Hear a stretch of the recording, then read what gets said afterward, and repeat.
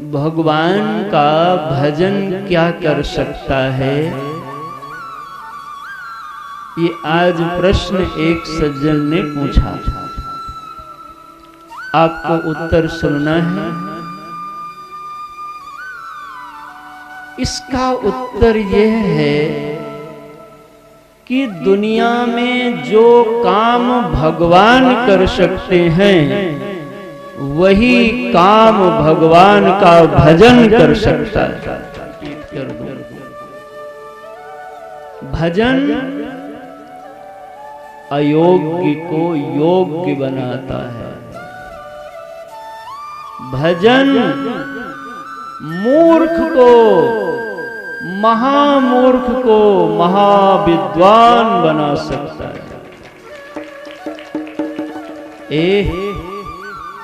पापी को पुण्यात्मा बना सकता है।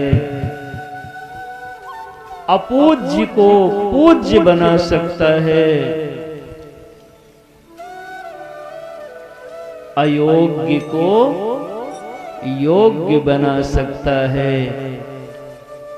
ऐसी जिसमें सामर्थ्य होती है उसका नाम है भजन। यह सॉफ्टवेयर भारतवर्ष में ही बनता है। बड़े बड़े लोग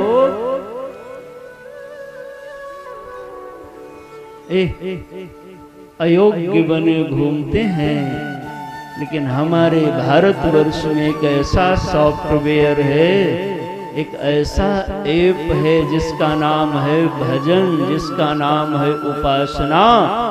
उसमें जीव आ जाए तो अयोग्य से योग्य हो जाया करता है महाराज।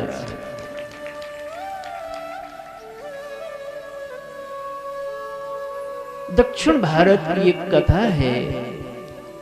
इसी भागवत कथा पर सर्वाधिक सभी विद्वानों को मान्य जो टीका है, उस टीका का नाम है श्रीधरी टीका।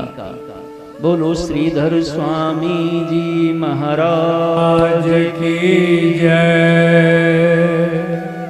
कहते हैं बचपन में श्रीधर स्वामी जी महाराज का जो बाल्यकाल था तो दक्षिण प्रांत में जन्म हुआ। कुछ समय के पश्चात ही भगवान की ऐसी विचित्र लीला होती है कि जिसको ज्यादा योग्य बनाना होता है उसके सामने परिस्थितियों की प्रतिकूलता का उतना कठिन प्रश्न पत्र प्रस्तुत करते हैं प्रभु। इसलिए घबराना नहीं चाहिए। जिसको प्रभु सुंदर बनाना चाहते होंगे उसके सामने कठिन कठिन परिस्थितियां आती हैं, और वो परिस्थितियां ही उसके जीवन को महान बनने का साधन बन जाया करती। माता पिता वियोग हो गया तो बचपन में बालक है। एक दिन एक पार्क में राजा और मंत्री दोनों भ्रमण कर रहे थे। तो मंत्री राजा चर्चा कर रहे थे। मंत्री ने राजा से कहा, राजन, भगवान का भजन, भगवान की उपासना ऐसा दिव्य मार्ग है जिसमें मूर्ख से विद्वान हुआ जा सकता है, अयोग्य से योग्य हुआ जा सकता है। उसी समय सड़क पर एक बालक जा रहा था। तो वो तेल लेके जा रहा था, लेकिन टूटे पात्र में। टूटे पात्र में तेल लोगे तो क्या होगा, नीचे से बह जाएगा। तो सब तेल बहता जा रहा था। राजा ने मंत्री से कहा, क्या भगवान की उपासना में इतनी ताकत है कि ये बालक उपासना करे तो ये भी मूर्ख से विद्वान हो सकता है? मंत्री ने कहा, हाँ महाराज, इतना बल है। अगर ये बालक ठान ले तो महाविद्वान हो सकता है। राजा तो राजा ने हुक्म दिया किस बच्चे को लाया जाए। जानकारी ली कहाँ का है क्या है। बचपन में माता पिता थे नहीं तो राजा ने बच्चे को गोद ले लिया और मंत्री से कहा इनको भजन पूजन खाने पीने की सारी प्रबंधन राज्य की तरफ से कराई जाए। राजा ने हुक्म दिया और वैसे ही सब विद्वान लग गए, उपासना बताने लगे, नियम बताने लगे, सदाचार संयम बताने लगे। और एक दिन वही बालक चलते चलते ऐसा विद्वान हो गया कि पूरे नगर में राजा ही नहीं पूरा राज्य उसका सम्मान करने लगा, नमन करने लगा। ए बाबा, भजन करोगे तब उसका फल आपको दिखेगा।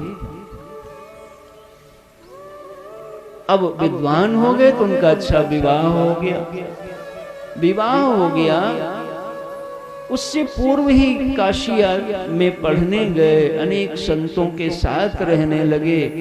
फिर भी विवाह की इच्छा थी तो विवाह किया। विवाह करने के बाद संतान गर्भ में थी पत्नी की, और जिस दिन संतान को जन्म दिया कुछ ही दिन के बाद उनकी पत्नी स्वर्गवास हो गया। देखो, मैंने अभी बताया कि जितना आपको भगवान मजबूत करना चाहते होंगे उतनी प्रतिकूलताओं की परिस्थितियां आपके सामने आएंगी, और वो परिस्थितियां आपको मजबूत बनाने के लिए आती हैं, आगे बढ़ाने के लिए आती हैं। साहब, डरना नहीं कभी। कहते हैं देखो, यही बालक आगे चल करके हमारे भारत के परम पूज्य महापुरुषों में बने, और बड़े आदर से पूज्य स्वामी जी का नाम हम सब लेते हैं। उनकी अनुभवों का शास्त्र में हमको लाभ मिलता है। कहते हैं पत्नी के निधन के बाद मन में तो होता कि जाके भजन करूं, भ्रमण करूं, सेवा करूं, लेकिन संतान घर में है तो छोटे बालक को कैसे छोड़ के जाऊं, ये विवशता है। स्वामी जी इसी ऊहापोह में मन पड़ा रहता कि जाऊंगा तो बच्चे को कौन संभालेगा, जाऊंगा तो बच्चे को कौन संभालेगा। आप सब ऐसा तो नहीं सोचते हो कि कथा में आएंगे तो घर का काम कौन करेगा, हमारा काम बिगड़ जाएगा। ये आप ही के मन का उत्तर व्यासपीठ से दिया जा रहा है, सुनिएगा जरा उत्तर। एक दिन स्वामी जी ने सोचा अब मैं भजन नहीं कर पाऊंगा क्योंकि लाला को छोड़ नहीं पा रहा हूं, और छोड़ूंगा तो ये गलत होगा, अभी छोटा बालक है। एक दिन मन में आया कि नहीं, छोड़ के चला जाता हूं। देखो, ऊहापोह, इधर उधर इधर उधर। एक दिन बैठे थे, इतने में देखा क्या कि जो उनका ऊपर का छत था, उस छत में किसी चिड़िया ने अंडे दिया था। वो अंडा किसी कारण से नीचे गिरा धरती पे, और जैसे गिरा तो टूट गया, और टूटा तो उसमें से चिड़िया का बच्चा निकल गया। अब बच्चा छोटा उसी अंडे के जो रस था उसी में फंसा, अभी छोटा है तो चल नहीं पा रहा, उसकी चोंच खुली है। उससे स्वामी जी को ऐसा लगता है कि ये भूखा है, लेकिन क्या कर सकते। अब ये देख रहे थे, उतने में क्या हुआ कि अचानक एक छोटा सा कीड़ा पतिंगा, छोटा सा कोई उड़ता हुआ कुछ आया और आ करके उसी अंडे के रस पे बैठा। जैसे बैठा तो चिपक गया, और बच्चे की चोंच ज्यादा तो नहीं हिल सकती थी, इतना पास में आया कि उस चिड़िया के बच्चे ने बड़े आराम से चोंच खोली और उस कीड़े को खा के क्षुधा की निवृत्ति कर लिया। स्वामी जी ने इसी घटना को प्रणाम किया और कहा, अरे मूर्ख मन, जो भगवान इतने छोटे बच्चे को भी भोजन का प्रबंधन कैसे कर दिए, वो क्या हमारे पुत्र को भोजन का प्रबंधन नहीं करेंगे? विश्वास रखिए भगवान पर। और इसी घटना के बाद स्वामी जी घर से निकल गए, काशी आदि तीर्थों में रह करके और जीवन को साधनामय बनाया। और यही स्वामी जी परम रसिक भक्ति के अद्वैत वेदांत के प्रकांड आचार्य होने के बावजूद परम भक्ति के रसिक हुए।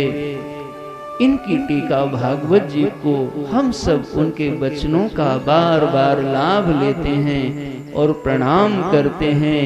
यह कथा इस बात को बताती है कि यदि जीवन में भजन किया जाए तो भजन और उपासना से जीव योग्य से कितना बड़ा अयोग्य हो, लेकिन उस अयोग्यता से योग्य हो जाता है। ऐसी भारत जैसी भूमि के अलावा ये कहां आपको प्राप्त होगा। बोलो भक्त और भगवान की जय। श्रीमन नारायण नारायण।